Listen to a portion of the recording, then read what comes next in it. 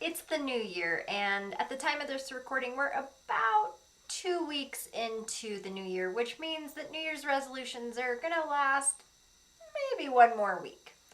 So, what's this got to do with goals? Well, the thing about goals is that goals are actually different than New Year's resolutions, although similar.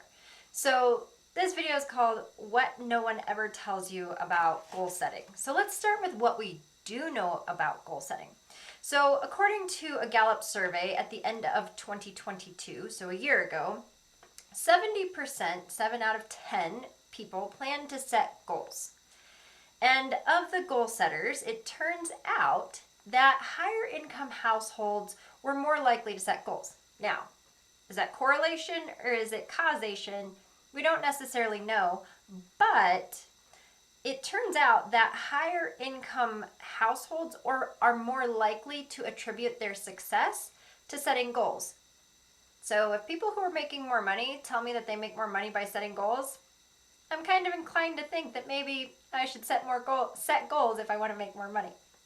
Okay, however, it's kind of interesting that of the 7 goal setters, only half of them will write down their goals, which, according to a Dominican University study, we know that they are 42% more likely to reach their goals if they actually write them down.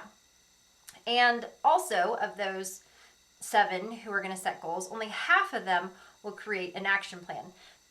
Perhaps this is a surprise, but writing an action plan down actually doesn't make you that much more likely to reach your goals. I think it's like 19% or something. And we'll get to that in a bit. Okay, what Gallup didn't ask, because they must not have read the Dominican University study, was that the most significant piece of accomplishing goals is about getting support with accountability. So, in fact, the Dominican research study finds that you are 78% more likely to reach your goals if you have support with accountability. And that actually leads us to what no one ever tells you about goals. I'll get to that in 1 second. So, just to recap, what we basically know is that you need to set goals if you want to make more money. You need to write down your goals, and you need to get support with accountability. Okay? Accountability means that you need to track it and you need to be telling somebody, right? So those 2 pieces are really important. But what no one talks about is the resistance that comes up with goals. Or they do talk about it, because I did attend one goal setting thing the end of last year, and they talked about it, but that was it. It was sort of like, hey, resistance is there, resistance kills dreams, take care of your resistance. But let's talk about the resistance very specifically, because resistance, as my mentor says, does kill dreams. So, what kind of resistance could there possibly be with goals? Well, let me tell you. There's a lot, right?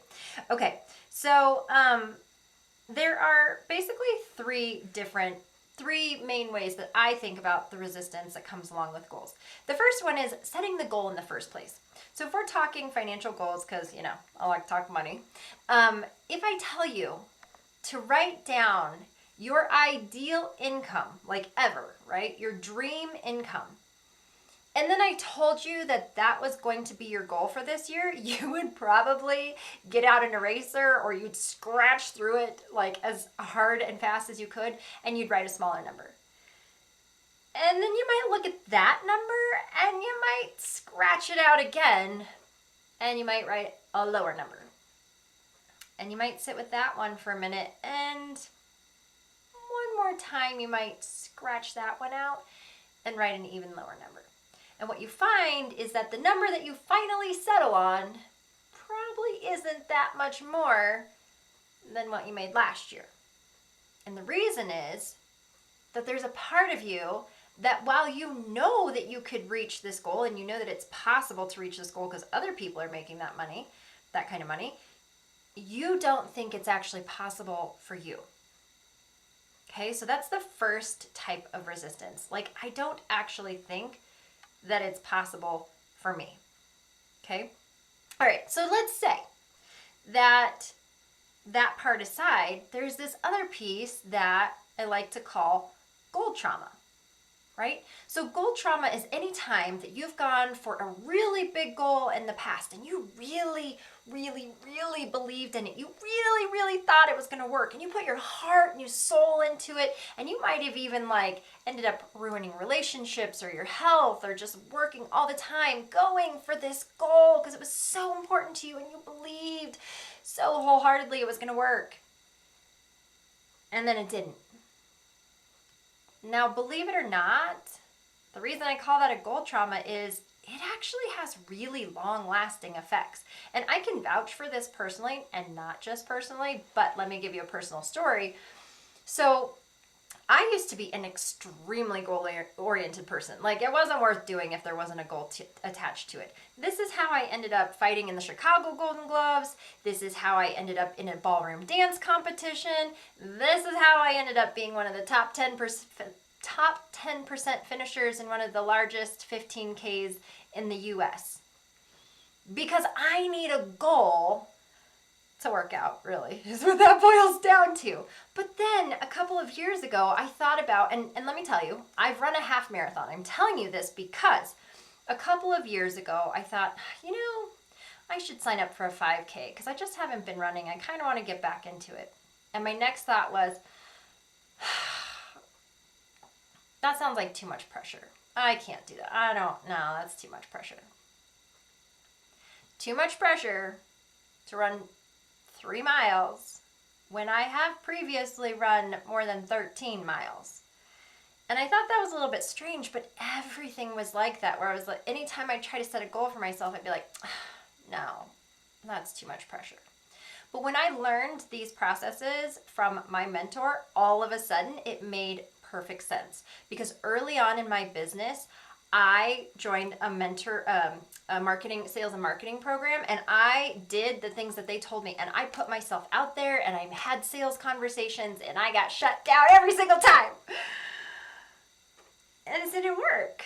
And so that is a goal trauma. Like, I put my whole self into it, and it didn't work, and it made it really hard to go after any goal. Not even just business goals, but like, I couldn't even make myself run because 5K was just too much pressure, right? With a deadline of when I was going to have to run this 5K.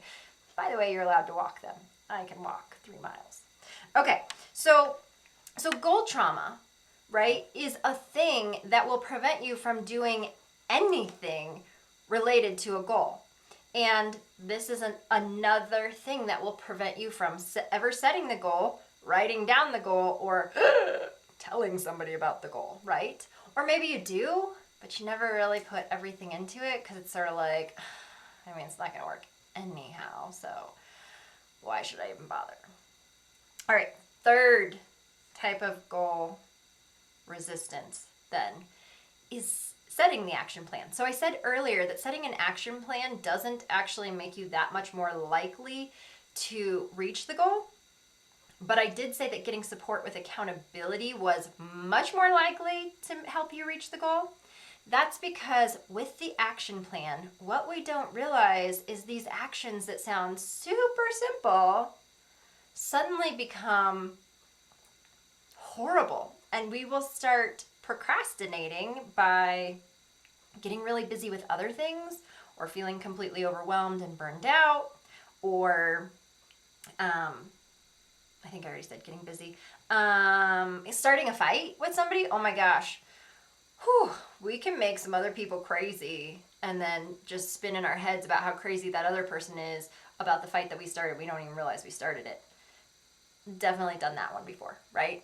So there's lots of ways that we procrastinate. But the reason that we procrastinate on this action list that we created to help us get to our goal is because we're kind of scared of what would actually happen if we really took that action and really tried for that goal. Worst case scenario, we fail. even worst case scenario than that is that we succeed. Like sometimes we are just as afraid, or if not more afraid, of succeeding than we are of failing. And so it feels safer just to like make up all these excuses of why we can't do the things that are on our to-do list because it's too scary, right? So there are a lot of ways that resistance to goals show up, but the three main steps that I learned from my mentor are the impossibility of actually reaching the goal, right? Like you don't think it's actually possible, so why try? Or goal trauma. You've tried in the past and you've really gone for it and it didn't work out, so why would you ever try for something with your whole heart again? And then the third one is the action steps that you take and how scary those are, because that's where the rubber meets the road. So when you look at that resistance, it's like, oh, no wonder we don't set goals. No wonder if we do set goals, we don't write them down. Oh, no wonder if we do write them down, we don't tell anybody about them. And if we do tell somebody about them, no wonder we don't actually put our whole heart and soul into it. It's amazing that anybody ever makes a goal, right? So let's just give ourselves a little bit of compassion and kindness if you haven't set goals, or if you have set them and you haven't reached them. You can see that there's a lot of resistance built up in goals. Okay, so then what could you do about this resistance? Well, of course, like I said, these are three separate specialized processes that I take my clients through, which means that this is 3 different hours. I can't pack that all into a tiny little monthly money minute. But let me go ahead and get you started. So I personally love using EFT tapping to neutralize the emotions, and I like to use it on beliefs. The thing about beliefs is it takes a lot more tapping to eliminate a belief than to just move through an emotion. So let's just do the it's impossible tapping to begin with. If you're not familiar with tapping, all you have to do for reversal of beliefs is tap on the karate chop side of your hand. This is an acupuncture point, and this is scientifically proven, so you can check out all the research studies if you want to, but you can tap on the side of your hand and you can just repeat over and over and over, it's impossible. It's impossible. It's never gonna happen. Yeah, there's no way I can do this. It's impossible. Can't do it. Not gonna happen. No way. Never happening. And the crazy thing is, for all of you people who love positivity, which don't get me wrong, I do like it, but not when it's toxic and just going over the negative belief. When you name the negative thing and you tap on it, it's really funny because all of a sudden you might start having ideas of like, oh, well, maybe it wouldn't actually be that hard. Like, what if I just called this person? Or, oh, what if I did that? And you'll start having ideas of how it might actually be possible to make this goal happen. And next thing you know, you might have that action list lined out. The next step would be tapping on doing it. Like, I don't want to do this. It's too scary. I don't want to do it. So that's it. That's all you have to do is you just have to tap on the negative, and then if you're familiar with tapping, then you could shift the positive tapping with questions of like, well, what if it wasn't impossible? Like, if it wasn't impossible, then what would I do? And this is another great way to come up with an action list of things that you could do. And then finally, you can shift into the positive round, which is, I'm open that this might be possible. And if you're not open yet, you can start with, I'm willing to try to be open that this is possible. I'm willing to believe that it might maybe be possible, right? Go through as much skepticism as you have until you get to the point that you're like, okay, yeah, this might be possible.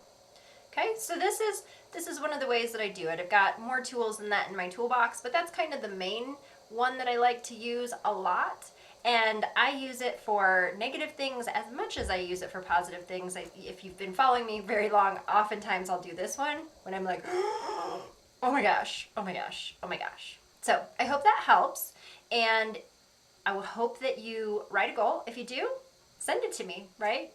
Let me know what your goal is. so that you're telling somebody about it. I'm not guaranteeing that I will hold you accountable to it, but sharing it with people is a way to move towards your goals and just tap through that resistance or whatever your particular flavor of handling resistance, but make sure that you are honoring it to have a higher chance of succeeding with your goals. So, good luck in this new year, and I can't wait to hear how your goals turned out. We'll talk to you soon.